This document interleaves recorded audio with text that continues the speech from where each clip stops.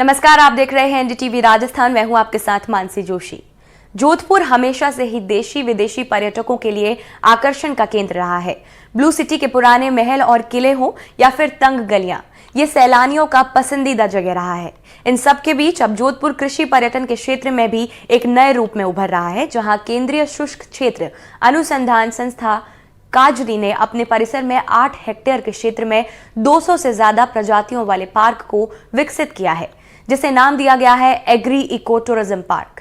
जोधपुर आने वाले सैलानी भी काफी प्रभावित हो रहे हैं। आपको बता दें कि कृषि से जुड़े अनुसंधान को लेकर काजरी विश्व भर में प्रसिद्ध है। पार्क में कुल 33 ब्लॉक बनाए गए हैं, जिसमें शुष्क क्षेत्र के पौधों के साथ साथ औषधीय फली वाले और सजावट वाले पौधे भी लगाए गए हैं। इसके साथ ही देश के विभिन्न हिस्सों की मिट्टी के लिए भी पार्क में संग्रहालय बनाया गया है, जिसमें देश के विभिन्न क्षेत्रों और प्रांतों से लाई गई मिट्टी की भी यहां आने वाले पर्यटक जानकारी ले सकते हैं। पर्यटन की दृष्टि से जोधपुर को विश्व मानचित्र में एक अलग ही दृष्टि से देखा जाता है। जहां जोधपुर पर्यटन के रूप में जहां अपने महल, कला और संस्कृति के रूप में प्रसिद्ध है, वहीं अब जोधपुर में एग्री इको टूरिज्म पार्क भी डेवलप हुआ है, जहां कृषि के क्षेत्र में जो पर्यटन को बढ़ावा देने के लिए केंद्रीय शुष्क क्षेत्र अनुसंधान संस्थान काजरी ने एक अनूठा नवाचार किया है। हमारे साथ में है काजरी के director doctor OP Yadav sir. Sir, जो ये नवाचार किया है, क्या उद्देश्य है सर इसका? देखिए, कृषि और पर्यावरण का जो संबंध है वो बहुत पुराना संबंध है।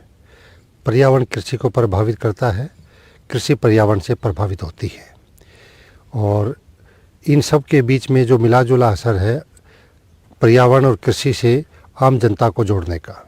आम जनता को जोड़ने के लिए जब यहाँ पे टूरिस्ट आते हैं, जैसा कि आपने कहा, तो हम उनको यहाँ पे लेके आते हैं और यहाँ पर पर्यावरण के दृष्टिकोण से जो वनस्पति है उसकी विशेषताएं क्या है ये बताते हैं।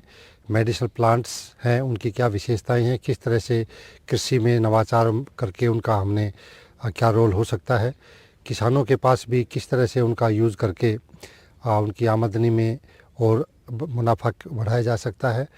जैसे विशेष रूप से जिस ब्लॉक में हम खड़े हैं, यहाँ पर मेडिसिनल प्लांट्स बहुत सारे लगाए गए हैं। उस मेडिसिनल प्लांट्स की इतनी ज़्यादा वैल्यू है, जिसमें एलोवेरा भी शामिल है। तो इस तरह के मेडिसिनल प्लांट्स के यहाँ पे कुल ब्लॉक में 33 ब्लॉक है हमारे एग्री इको टूरिज्म पार्क में। हर एक ब्लॉक की अपनी विशेषता है। हर एक ब्लॉक के अंदर विशेष रूप से वनस्पति उगाई गई है। उस वनस्पति के बारे में आम जानकारी, उसका पर्यावरण से संबंध, उसका कृषि से जुड़ाव और किसान की आमदनी को किस तरह से उस स्पीसीज से बढ़ाया जा सकता है, ये सब मिली जुली जानकारी और एकीकृत जानकारी हम किसानों को और सभी जितने भी विजिटर्स आते हैं उनको मुहैया करवाते हैं। सर, जो इको टूरिज्म पार्क है, ये कितने क्षेत्रफल में फैला हुआ है और किसानों को किस प्रकार से यहाँ प्रशिक्षण दिया जाता है? ये हमारे पास 8 हेक्टेयर में है। 25 एकड़ को हमने अलग अलग ब्लॉक्स में डिवाइड किया है और हर एक ब्लॉक को उसी हिसाब से प्रदर्शित किया गया है, जिसके अंदर और विशेष रूप से हमने यहाँ पर एक सेक्शन बनाया है, आप अपनी मिट्टी को जानिए, नो योर सॉइल। क्योंकि यहाँ की जो मिट्टी की विशेषताएं हैं, यहाँ पे रेतीली मिट्टी भी है, रेतीली मिट्टी के नीचे कैल्शियम कार्बोनेट की लेयर है, उनका एनवायरनमेंट पॉइंट से बहुत ज़्यादा इंपॉर्टेंस है। आम आदमी को इन चीज़ों के बारे में नहीं पता है। जब इन चीज़ों के बारे में पता चलेगा तो इस चीज़ को सराहेंगे कि यहाँ के पर्यावरण की क्या विशेषता है और कितनी कठिन परिस्थितियों के अंदर यहाँ किसान खेती करके उनके लिए अनाज और मेडिसिनल प्लांट्स को पैदा कर रहा है।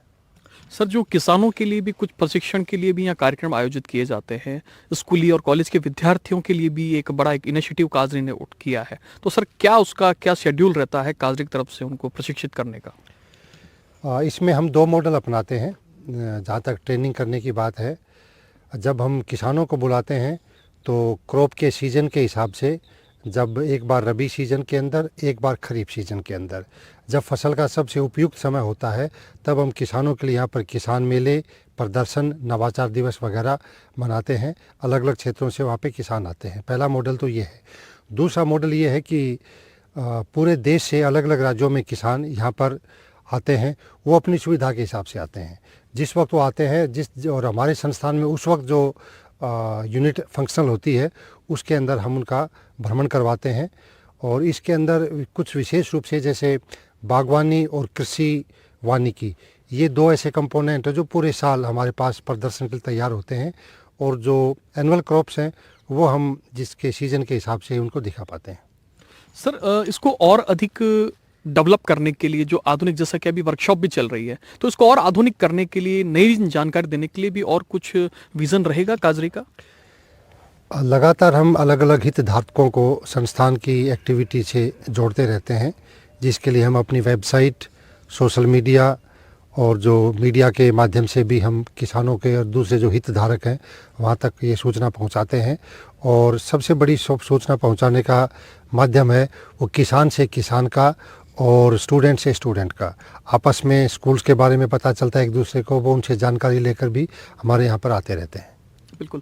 तो ये थे काजरी के डायरेक्टर डॉक्टर ओपी यादव। जैसा कि आप देख सकते हैं, जो ये एग्रीकल्चर, जो इनका ये टूरिज्म पार्क है, तो किस प्रकार से इसको विकसित किया गया है, जो देश के विभिन्न प्रदेशों से भी जो कृषि के जानकार हैं और विद्यार्थी हैं, चाहे वो स्कूली शिक्षा का हो या उच्च शिक्षा का हो, वो यहाँ कृषि के जो है नवीन तकनीक को जानने के लिए भी आते हैं। जहाँ पर्यटन की दृष्टि से जो ये काजरी का ये टूरिज्म पार्क है, ये कई रूप में एक नया नवाचार है। जोधपुर से एनडीटीवी के लिए मुकुल परिहार।